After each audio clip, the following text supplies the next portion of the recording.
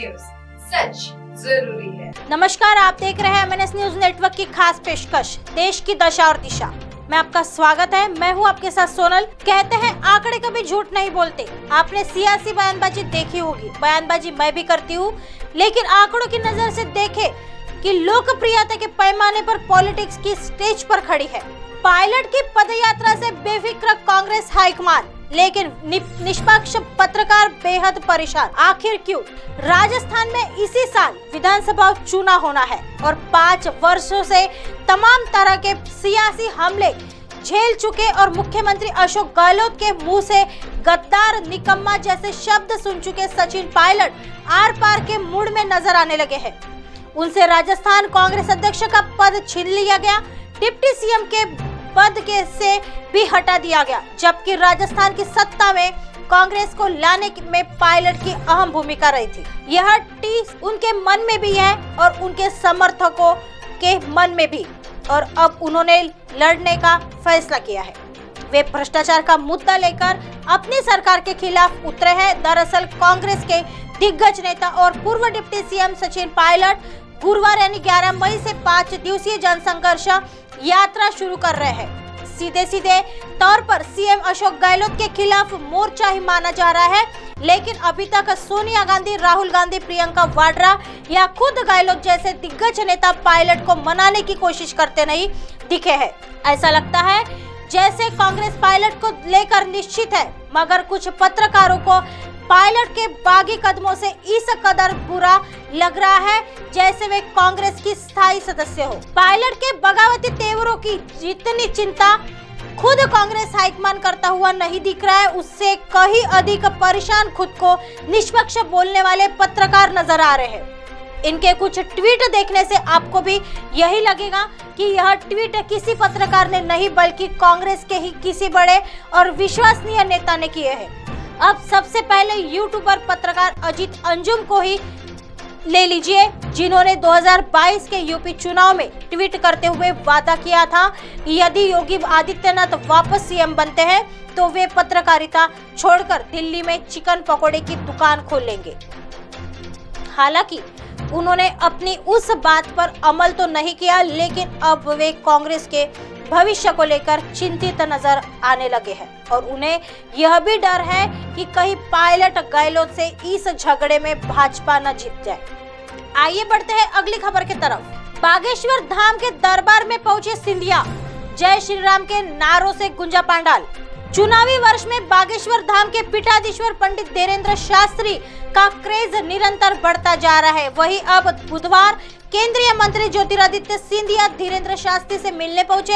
हाल ही केंद्रीय मंत्री ज्योतिरादित्य सिंधिया का एक वीडियो सामने आया है जिसमें वह मंच पर खड़े होकर जय श्री राम के नारे लगा रहे हैं। वीडियो में मंच पर बैठे हुए बागेश्वर धाम के आचार्य धीरेन्द्र शास्त्री भी दिखाई दे रहे हैं। गुना पहुंचे ज्योतिरादित्य सिंधिया ने आचार्य धीरेन्द्र शास्त्री की खूबी प्रशंसा की तो बाबा ने भी उन्हें अपने पास बुलाकर आशीर्वाद दिया।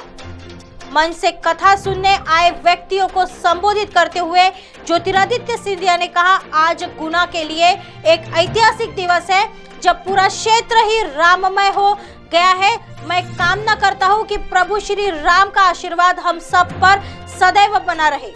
मंच से केंद्रीय मंत्री ज्योतिरादित्य सिंधिया जय श्री राम के नारे लगाते हुए भी नजर आए, जिसका वीडियो उन्होंने स्वयं अपने सोशल मीडिया अकाउंट पर शेयर किया है। सोशल मीडिया पर तमाम लोग इस पर अपनी प्रतिक्रियाएं दे रहे हैं। एक यूजर ने लिखा कि मध्य प्रदेश चुनाव सरल नहीं होने वाला है, इस बार बहुत अधिक परेशानी होने वाली है, हार जीत का अंतर बहुत कम होगा। वही एक अन्य शख्स ने लिखा कि जो जिंदगी भर महाराजा की भांति रहा, उनको आज पार्टी में रहने के लिए नारे लगाने पड़ रहे हैं, लेकिन क्या करें, चुनाव जो है। इसी तरह कई लोगों ने तरह तरह के कमेंट किए हैं। बता दें कि कार्यक्रम में सम्मिलित होने की जानकारी साझा कर हुए ज्योतिरादित्य सिंधिया ने ट्वीट कर लिखा कि गुना में मर्यादा पुरुषोत्तम प्रभु श्री राम संगीतमय कथा में शामिल होकर सुखद आनंद की अनुभूति हुई।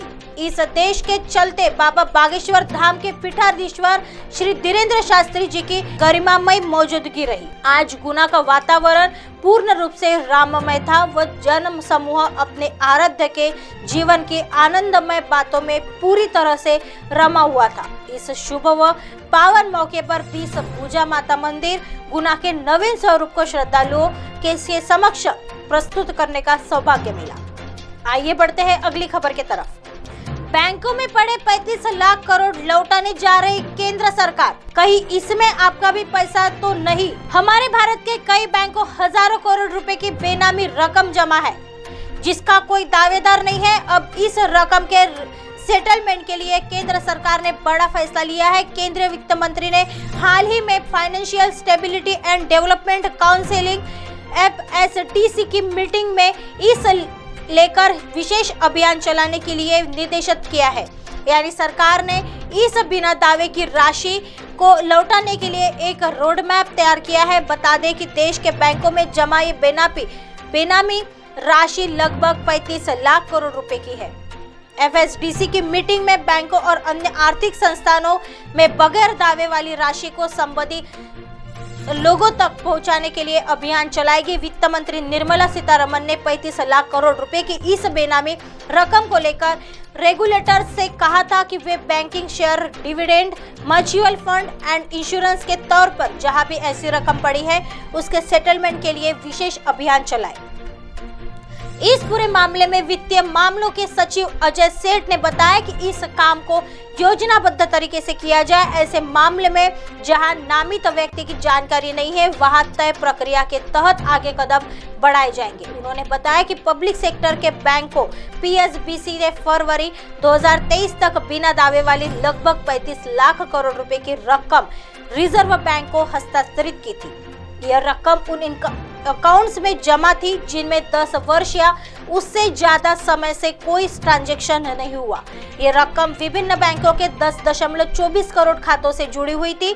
अजय सेठ ने बताया है कि केंद्रीय बजट में बेनामी जमा राशि, शेयर और लाभांश को संबंधित लोगों तक पहुंचाने के लिए संबंधित क्षेत्र के नियमों को विशेष अभियान चलाने के संबंध में ऐलान किया गया था। उन्होंने बताया कि सरकार का प्रयास यह है कि ये रकम उनके असल दावेदारों तक पहुंचाई जा सके। और एक खबर सामने लेकर आए हैं महाराष्ट्र के सीएम एकनाथ शिंदे से।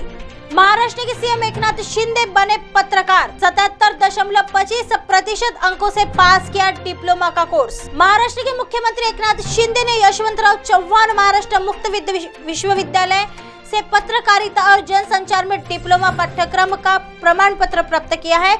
विश्वविद्यालय के एक विज्ञप्ति में बताया कि शिंदे ने अगस्त 2021 में 77.25% अंकों के साथ डिप्लोमा का कोर्स पूरा किया था। विश्वविद्यालय का मुख्यालय नासिक में है। टी के अनुसार इसके चांसलर डॉक्टर प्रशांत कुमार पाटिल ने बुधवार शाम को मुंबई में शिंदे के आधिकारिक आवास वर्षा में आयोजित समारोह में उन्हें प्रमाण पत्र दिया। इससे पहले शिंदे ने YCMU से BA की डिग्री प्राप्त की थी और मानवाधिकार में एक प्रमाण पत्र पाठ्यक्रम भी पूरा किया है। ऐसे ही राजनीति से जुड़ी हुई खबरों से आपको रूबरू कराएंगे। तब तक बने रहिए MNS न्यूज के साथ। नमस्कार।